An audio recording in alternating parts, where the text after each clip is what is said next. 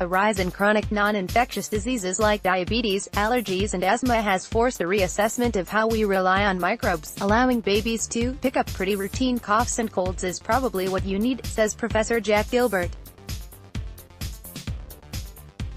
Pediatric neurologist Maya Shetreat-Klein says children should spend more time outdoors to up their exposure to dirt. The 18th of August 1949, Peter Weiss exploring at the edge of the lake at Battersea Park with his thirsty Manchester Terrier called Trixy. Photo by Don Price, Fox Photos, Getty Images. Many new parents go out of their way to avoid exposing their babies to germs. Playdates are cancelled at the first sniff of a playmate's cold, play groups shunned when an illness is doing the rounds. At home, the modern parent's arsenal against germs is legion. From bottles of hand sanitizer to packs of dental wipes, ridding children's immediate world of 99.9% of bacteria and viruses has never been easier. But avoiding bacteria is having a startling cost on how babies develop. Scientists this week revealed our modern germ-free life is increasing the risk of childhood leukemia because babies are failing to prime their immune system. Professor Mel Greaves of the Institute of Cancer Research believes children who are genetically predisposed to leukemia are at greater risk if they also have a weak immune system. His research concludes that acute lymphoblastic leukemia, the most common type of childhood cancer, is triggered by a variety of infections.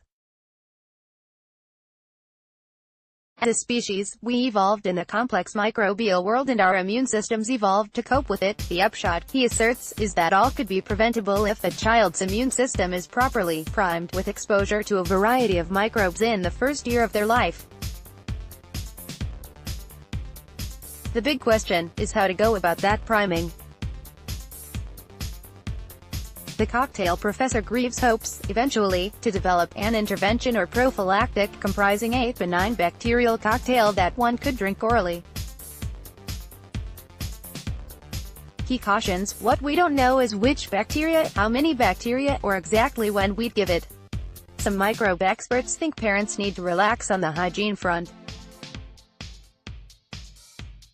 That means not worrying if your baby drops their dummy on the floor, sucks their thumb, or spends 6 months crawling around the local park. The idea that most germs stimulate emerging immune systems, making young children healthier, is gaining popularity, sparking a mini publishing boom in the past few years.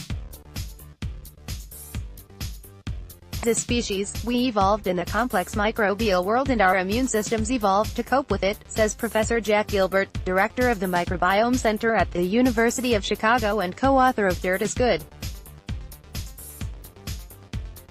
The dirt like others, Professor Gilbert believes that in just one generation, we have sterilized ourselves into a situation where the prevalence of chronic non-infectious diseases and disorders has exploded in developed countries.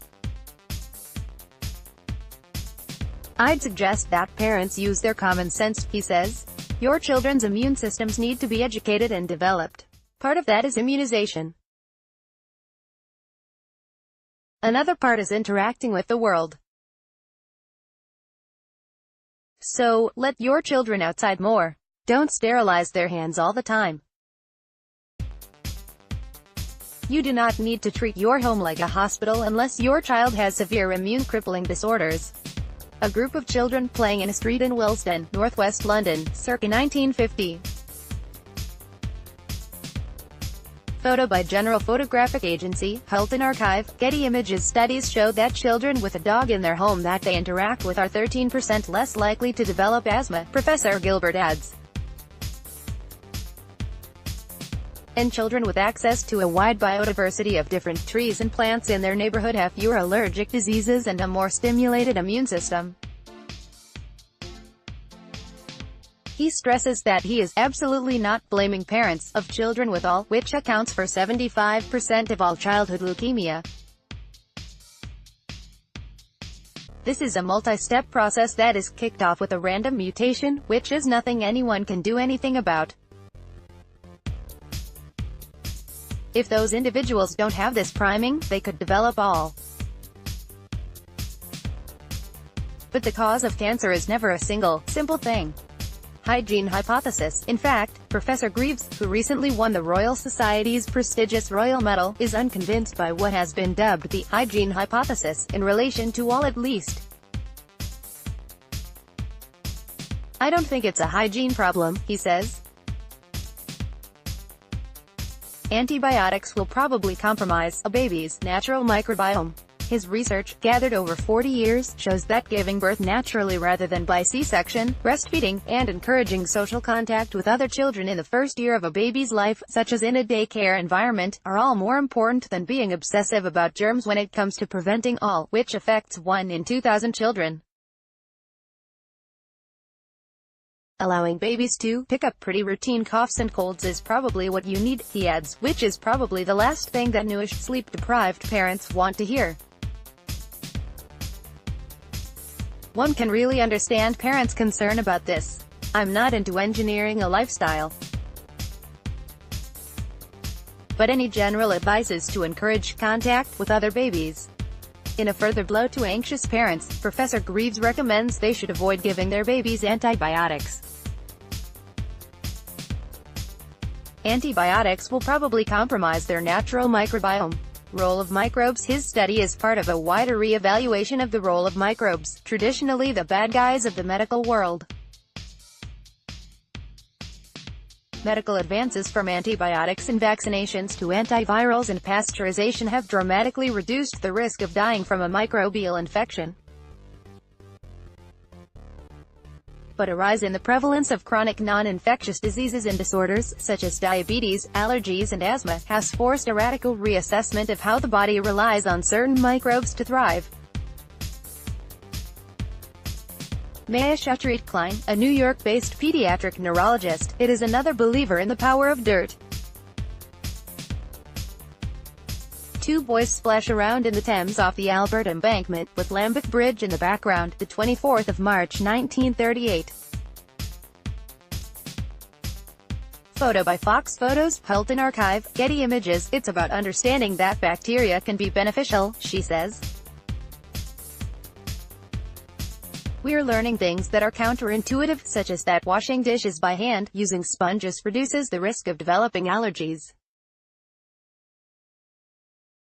There were some real benefits to the way we used to do things before we got so smart about being sanitary.